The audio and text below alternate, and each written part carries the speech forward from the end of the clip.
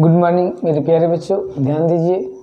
आज हम आप लोगों को कक्षा 12वीं के भौतिक विज्ञान के अध्याय विद्युत चालन तथा ओम का नियम के बारे में जो है कि बताने जा रहे हैं, जिसमें हम आप लोगों को पहले विद्युत धारा के बारे में बताएंगे कि विद्युत धारा क्या है। विद्युत धारा, विद्युत धारा के बारे में हम लोग अध्ययन करेंगे। विद्युत धारा को हम I से प्रदर्शित करते हैं। तो कहने का मतलब ये है कि विद्युत धारा क्या है। तो आवेश प्रवाह की समय दर को विद्युत धारा कहते हैं। मतलब कि समय के अनुसार आवेश एक जगह से दूसरी जगह प्रवाहित होता है और उसी रेशियो को आवेश के प्रवाह और उसमें जो समय लगता है उसी को कहते हैं विद्युत धारा। तो कैसे हम कहेंगे, flow of charge according to time is known as electric current. किसे कहेंगे, flow of charge according to time is known as electric current. विद्युत धारा किसे कहेंगे, आवेश प्रवाह की समय दर को, मतलब समय के अनुसार आवेश की प्रवाह की जो रेशियो होता है, दर होता है, rate of flow of charge is known as electric current. और विद्युत धारा को I से प्रदर्शित करते हैं। तो विद्युत धारा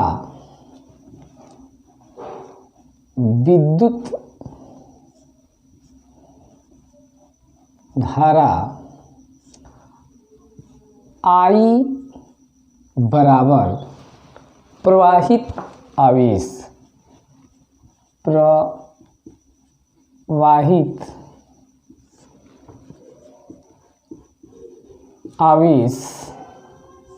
बटे में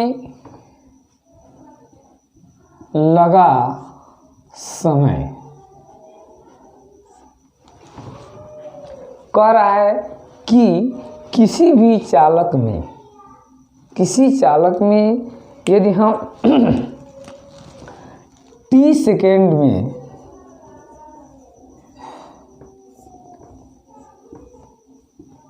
I धारा, t सेकेंड में Q आवेश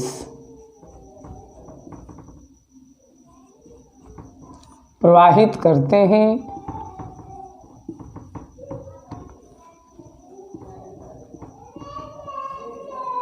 हैं तो उस चालक से बहने वाली धारा I equal Q by T होगा, क्योंकि आवेश के प्रवाह की दर को ही हम क्या कहते हैं, विद्युत धारा कहते हैं। तो कह रहा है कि यदि t सेकेंड में Q आवेश किसी चालक से प्रवाहित हो रहा है, कितना, t सेकेंड में किसी भी चालक से यदि Q आवेश प्रवाहित हो रहा है तो उस स्थिति में प्रवाहित धारा I इक्वल क्या हो जाएगा, Q बाई T। क्योंकि I बराबर होता है प्रवाहित आवेश और बटे लगा हुआ समय। तो आवेश कितना प्रवाहित हो रहा है, Q, धारा कितना लग रही है, t सेकेंड, तो हो जाएगा Q बाई T। इसका मात्रक क्या हो जाएगा, मात्रक, तो आवेश का मात्रक कूलाम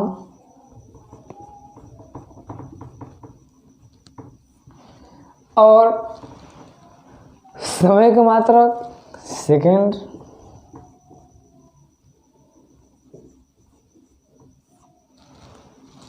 या एम्पियर भी हम लिखते हैं, एम्पियर। तो विद्युत धारा का मात्रक क्या हो जाएगा भाई, तो आवेश का मात्रक कूलाम और समय का मात्रक सेकेंड, तो विद्युत धारा आई का मात्रक कूलाम पर सेकेंड या हम एम्पियर भी कह सकते हैं। अब क्वेश्चन आ रहा है कि 1 एम्पियर विद्युत धारा किसे कहेंगे? किसे कहेंगे? 1 एम्पियर विद्युत धारा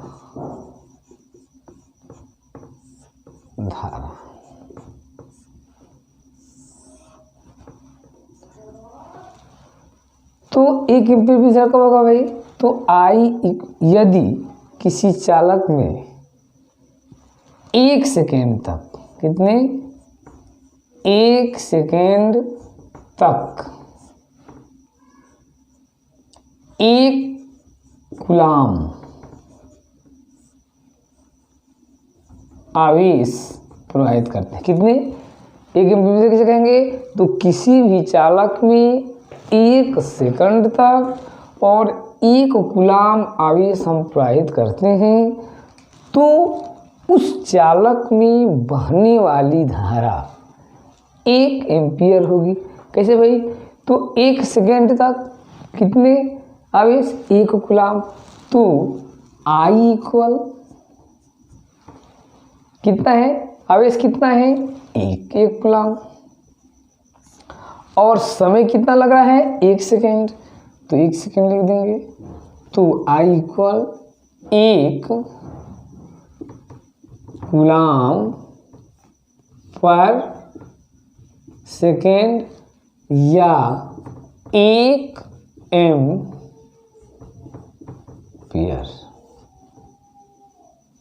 तो 1 एम्पियर कैसे? जब किसी भी चालक में 1 सेकेंड तक 1 कूलाम आवेश को प्रवाहित किया जाता है, तो आई इक्वल फॉर्मूले के अनुसार Q 1 कूलाम और लगा हुआ समय 1 सेकेंड, तो 1 सेकेंड कर, तो धारा कितना हो जाएगा? 1 कूलाम पर सेकेंड या 1 एम्पियर।